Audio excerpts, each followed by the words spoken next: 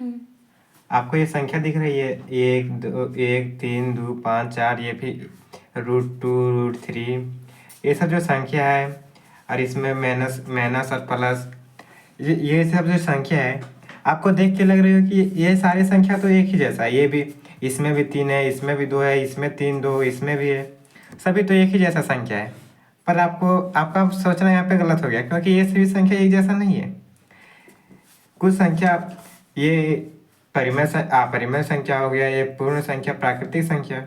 तो आज हम जानने वाले इन्हीं सभी नंबरों के बारे में, कि कितने प्रकार के नंबर होते हैं और कैसे नंबर होते हैं। ठीक है, पहले आते हैं हम प्राकृतिक संख्या। प्राकृतिक संख्या उनको कहते हैं जिनका हम प्रयोग गिनने में किए जाते हैं, जैसे कि 1 2 3 4 5, और आगे जाते रहेगा, आगे अनंत तक जाएगा। इसे हम प्राकृतिक संख्या कहते हैं, जिसका हम प्रयोग किसमें करते हैं, गिनने में जिसका प्रयोग करते हैं उसको प्राकृतिक संख्या कहते हैं। ठीक है, पूर्ण संख्या किसे कहते हैं आप? अब एक ही तो नंबर होता नहीं है, कई प्रकार के होते हैं। तो दूसरा संख्या पूर्ण संख्या। पूर्ण संख्या हम उसको कहते हैं जिस पर जीरो भी आता है, जिसको शुरुआत ही होता है जीरो से, 0 1 2 3, इनसे शुरू होता है पूर्ण संख्या। ठीक है, पूर्ण संख्या हो गया ये प्राकृतिक संख्या। अब आते हैं पूर्णांक संख्या। पूर्ण प्राकृतिक हो गया, पूर्ण हो गया। तीसरा नंबर क्या है? प्राकृतिक संख्या। प्राकृतिक संख्या उसे कहते हैं जिसका प्रयोग हम जिसमें माइनस भी होता है और प्लस भी होता है।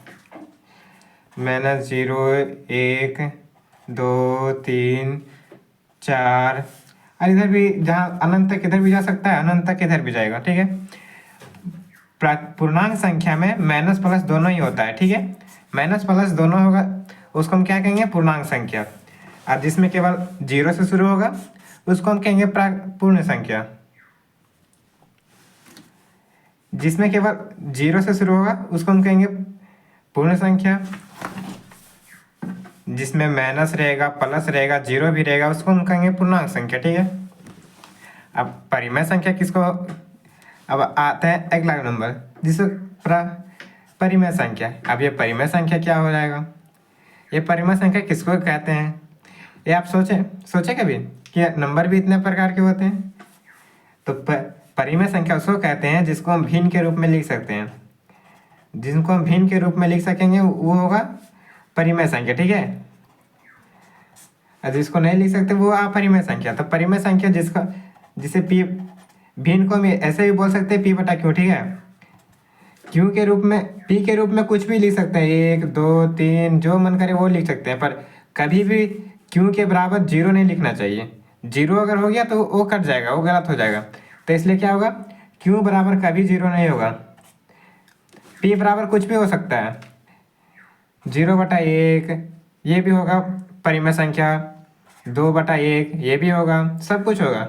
बस नीचे में 0 नहीं होना चाहिए। माइनस में होगा चलेगा, प्लस में होगा चलेगा, बस नीचे में 0 नहीं होना चाहिए। 0 होगा गलत हो जाएगा। ठीक है, अब आते हैं अगला, अपरिमेय संख्या। अपरिमेय संख्या क्या किसको कहते हैं? अपरिमेय संख्या उसको कहते हैं जिसमें Q के बराबर 0 होगा, √2। क्योंकि √2 को क्यों कहेंगे? क्योंकि √2 में हमेशा इसका जो दशमलव प्रसार होगा वो दोहराता ही जाएगा। 0 1 लिखा है, फिर से 0 0 1 0 0 0 0 1, मतलब कि ऐसा ही आएगा और अशांत रहेगा, दशमलव प्रसार अशांत रहेगा। ठीक है, इसका भिन्न के रूप में पूरा लिख नहीं सकते, इसलिए ये अपरिमेय संख्या होगा। अपरिमेय संख्या याद रखने का तरीका, अपरिमेय संख्या उसको कहेंगे जिसको हम P बटा Q के रूप में नहीं लिख सकते हैं और उसका दशमलव प्रसार शांत नहीं रहता है, और एक ही संख्या को ये बार बार नहीं दोहराता है। ठीक है, अब आते हैं वास्तविक संख्या। वास्तविक संख्या किसको कहते हैं भाई? वास्तविक संख्या उसको कहते हैं जिसमें पूर्ण संख्या, मतलब कि परिमेय संख्या प्लस अपरिमेय संख्या, परिमेय और अपरिमेय दोनों होता है, उसको हम कहते हैं वास्तविक संख्या। ठीक है, वास्तविक संख्या इसको कहते हैं जिसमें परिमेय और अपरिमेय दोनों ही रहेगा।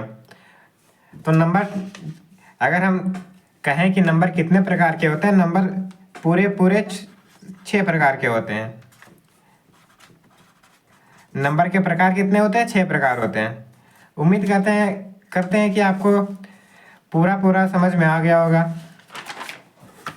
परिमेय संख्या में एक चीज बताना भूल गए थे कि परिमेय संख्या में दशमलव प्रसार हमेशा शांत रहेगा। जैसे कि 1/5 है, अब फिर ले लेते हैं 1/2, तो इसको भाग देंगे। भाग देने के लिए 2 लिख के 1/2, 2 तो जा नहीं रहा है, इसलिए हम पॉइंट लिखेंगे। पॉइंट देने के बाद 0 आ जाएगा। 5 दूनी 10। तो यहाँ पर आप देख सकते हैं कि जिसको भाग देने के बाद शांत आया और पूरा कटा भी, ठीक है। तो इसलिए इसको हम परिमेय संख्या कहेंगे। उम्मीद करते हैं कि आपको समझ में आ गया होगा।